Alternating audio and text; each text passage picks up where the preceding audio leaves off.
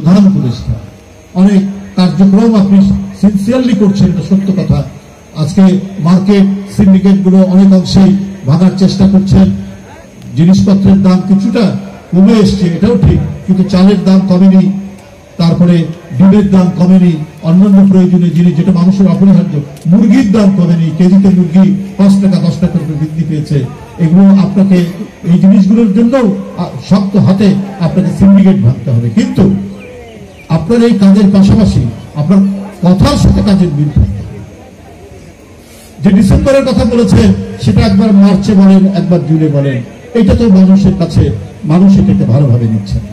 যাই হোক, মানুষের কাছে স্পষ্ট এবং সত্য অঙ্গীকার করে আপনি কবে নির্বাচন দেবেন সেটা জনগণের কাছে বলবেন। তারপর রাজনৈতিক দলগুলো এর প্রতিক্রিয়া দেখানো বা রাজনৈতিক দলগুলো এর কথা বলবেন। যারা আজকের এই আয়োজন করেছেন প্রত্যেককে ধন্যবাদ। ঘরে ঘরে চাকরি হলো কই? এটা অর্থনীতিবিদরা গবেষণা করে দেখেছেন, এই ভারত, পাকিস্তান, মালদ্বীপ, নেপাল, এর মধ্যে সবচাইতে বেকার বেশি বাংলাদেশে। এরা সবসময় মানুষকে ধোঁকা দিয়েছে, ধাপ্পাবাজি করেছে, মিথ্যা কথা বলে ক্ষমতায় এসে জনগণের রক্ত চুষতে আর দ্বিধা করেনি। কারণ ওরা ওদের পরিবার ছাড়া কাউকে চিনত না। ঢাকা শহরে কোথাও যদি আমি কোনো জায়গা কিনতে যাই, আমার যদি ঢাকায় আগে থেকে কোনো জায়গা থাকে, রাজুকের আইন অনুযায়ী আমি সেখানে জায়গা পাবো না ঢাকা শহরে।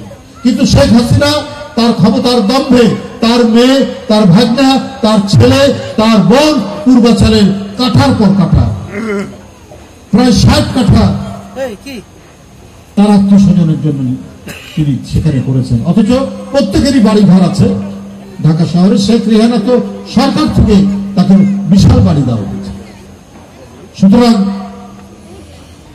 লুটপাটের আদর্শ হচ্ছে ধারণ করে আওয়ামী লীগ।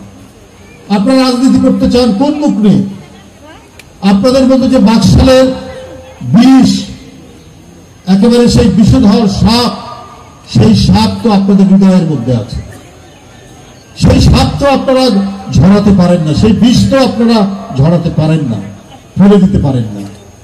মানুষের সাথে মিথ্যা কথা বলে ক্ষমতায় এসেই আবার সেই আপনাদের বিষাক্ত ছবল জনগণের দেহে মারার জন্য প্রস্তুত থাকবে।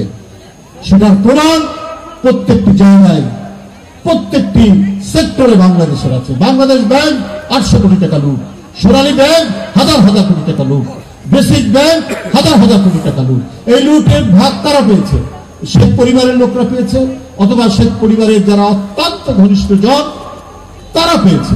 তাদের যারা ব্যবসায়ী, কি সামিট গ্রুপ, নাবিল গ্রুপ, কি গ্রুপ, এরা সমস্ত হলমার্ক, এরা সব পেয়েছে। জনগণ কিছুই পায়নি। জনগণ যখন ক্ষুধার্ত পেটে মেট্রো রেল দেখে তারা বিস্মিত হয়।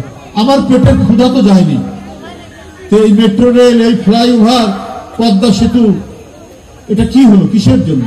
কারণ এগুলো দেখিয়ে টাকা পাচার করা সুবিধা হয়েছে। ওই টাকা আপনি সুইজারল্যান্ডের ব্যাংকে পাবেন, আপনি কানাডার ব্যাংকে পাবেন, আপনি পৃথিবীর বিভিন্ন ব্যাংকে পাবেন। তার তো প্রমাণ পাওয়া যাচ্ছে এখন কোথায় কোথায় আছে। শেখ হাসিনার ছেলে ওয়াজেদ জয় কি কাজ করে, কোন কোম্পানিতে কাজ করে, কি চাকরি করে? তো সে আমেরিকা, দুবাই, বিভিন্ন জায়গায় নাকি থাকে। কিভাবে থাকে? তার মেয়ে, তার পরিবাররা বিদেশে থাকে। তাদের উপার্জন কি, তারা কাজ কি? এই যে আপনারা যারা এখানে আছেন, স্বল্প আয়ের মানুষ,